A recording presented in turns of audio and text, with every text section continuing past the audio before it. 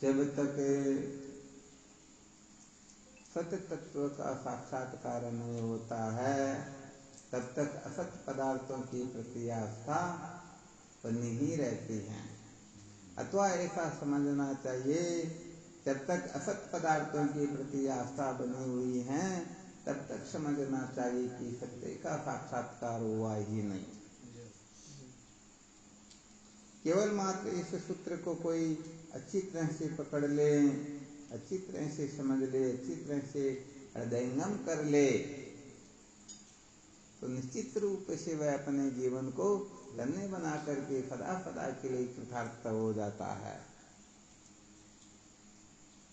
इसी को ध्यान में रखते हुए इसी सूत्र का भगवान शंकराचार्य जी महाराज अथोक्तानुभूति में वर्णन करते हैं। यही वर्तनी रहते ये नाम ब्रह्माख्याम पावनी प्राम व्रते तु जीवंती पशु बीच ममानरा। अर्थात जैसे ब्रह्माकार वृत्ति से मूल सहित विद्या प्रश्न हो जाती है, ऐसी ब्रह्माकार वृत्ति का त्याग करके तो ऐसे ही पता नहीं किस किस जगह पर विचरण करते रहते हैं, उनको साक्षात पशु कहा गया है। क्या कहा गया है? सत्य तत्व को न जान करके जो असत पदार्थों में आस्था रख करके बैठे हुए हैं उनको पशु कहा गया है।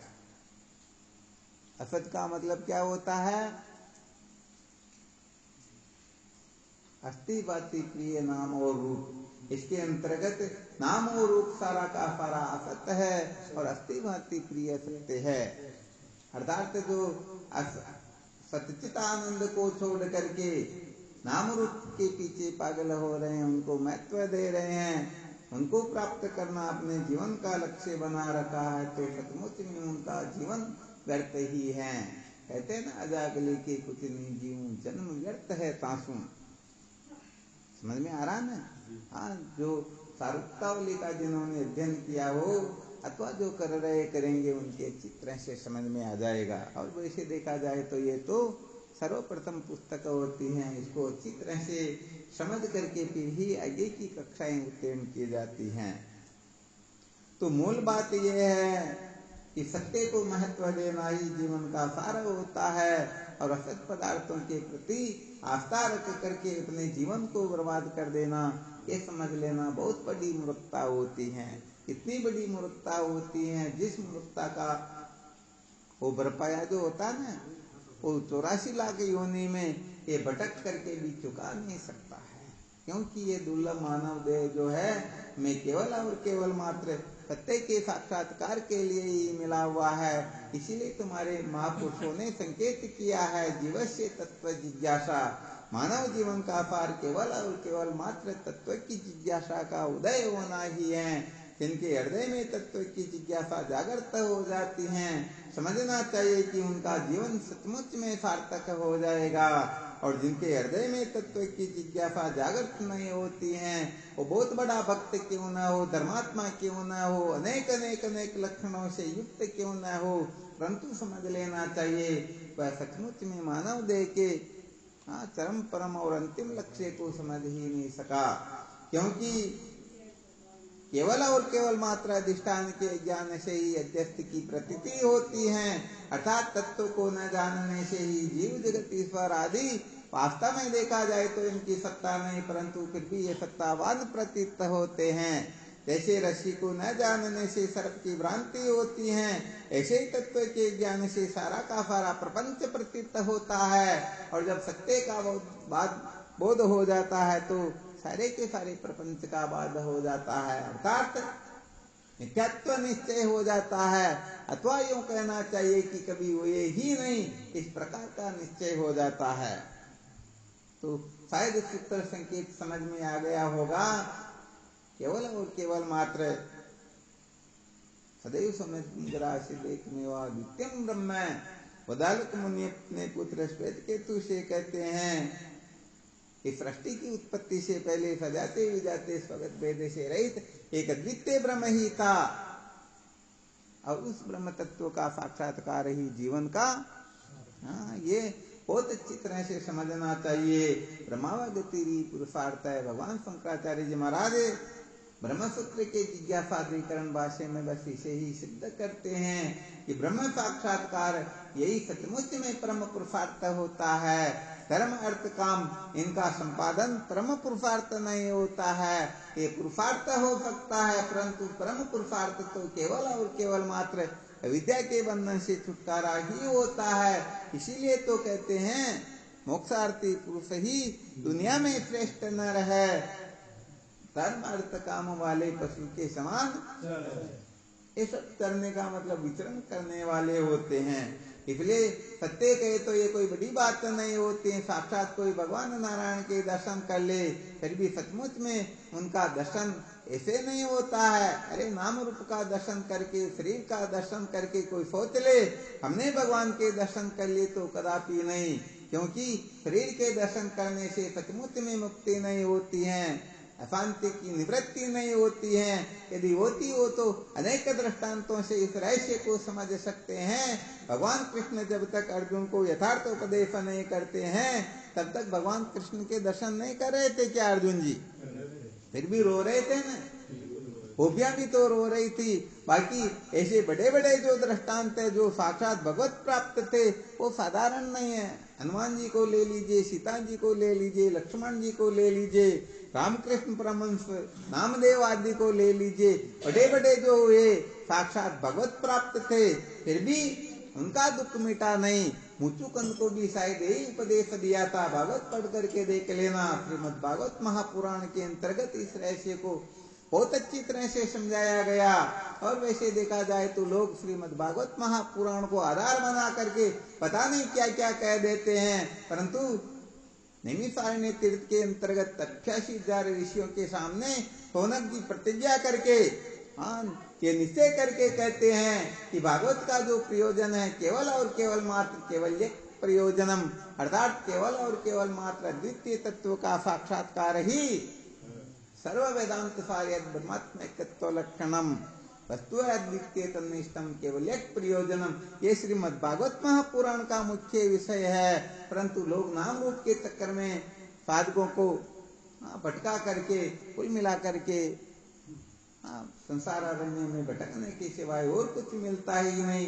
अरे भाई बात तो ये है, धनवान कब होंगे जब माल प्राप्त होगा। हम तो कचरे को प्राप्त करके समझ लेते हमने वस्तु प्राप्त कर ली, परंतु कतरा कतरा होता है और वस्तु वस्तु होती है। रोटी के नाम से भूख नहीं मिटती है, जब रोटी की प्राप्ति होती है ना तब जाकर के भूख की निवृत्ति होती है।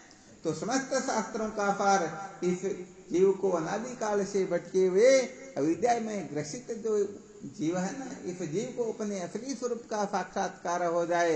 अर्थात जब तक इस जीव को शिव तत्व का साक्षात्कार नहीं होता है, अपने आत्म स्वरूप का साक्षात्कार नहीं होता है, ब्रह्म का यथार्थ बोध नहीं होता है, तब तक ये बेचारा कल्पना में उलझा रहता है। कभी अपने को सुखी समझता है, कभी दुखी समझता है, कभी श्रेष्ठ समझता है, कभी निकृष्ट समझता है, कभी अपने को भक्त समझता है, कभी दुरात्मा पापात्मा समझता है, कभी क्या कभी क्या कभी क्या।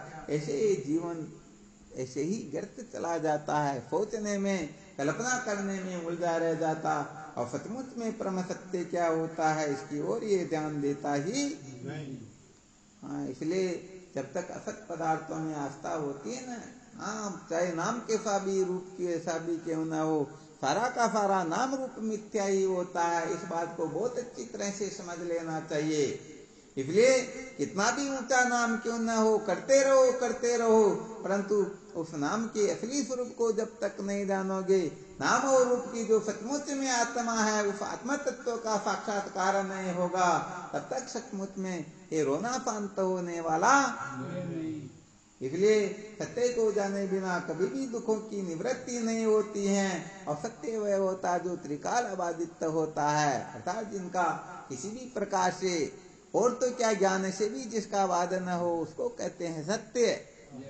तो ऐसा सत्य तो केवल और केवल मात्र आत्म तत्व ही है। ब्रह्म के सिवाय और कोई सत्य हो सकता है क्या? नहीं। और कोई सत्य होता ही नहीं।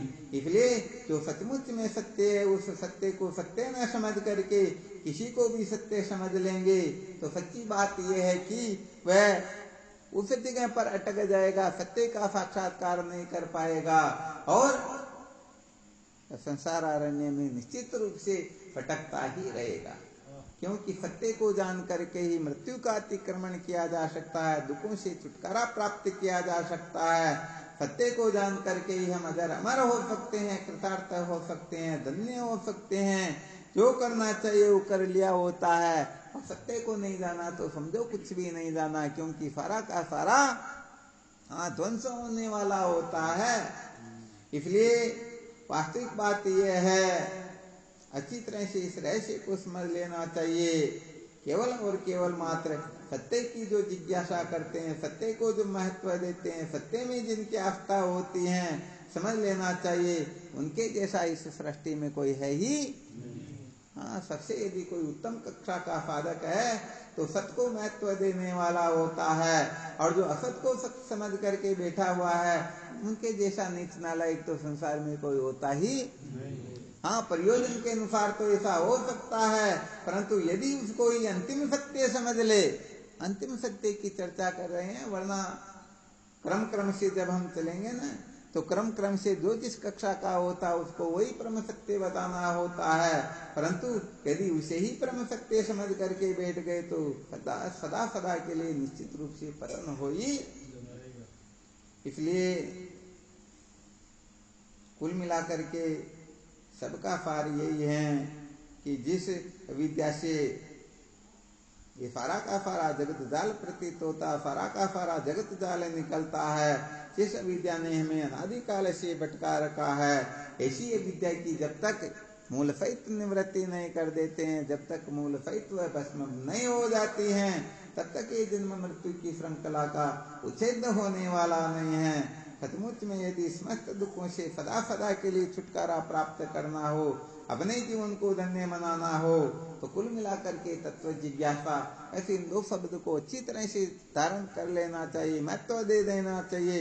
इस तत्व साक्षात्कार यही मेरे जीवन का उद्देश्य है, और तत्व साक्षात्कार के लिए तत्व जिज्ञासा की आवश्यकता होती है। तत्व जिज्ञासा का मतलब होता है परमार्थ तत्व के सिवाय सबसे विरक्ति। हम क्या करते हैं, पता नहीं किस किस को जानने के चक्कर में पड़े रहते हैं।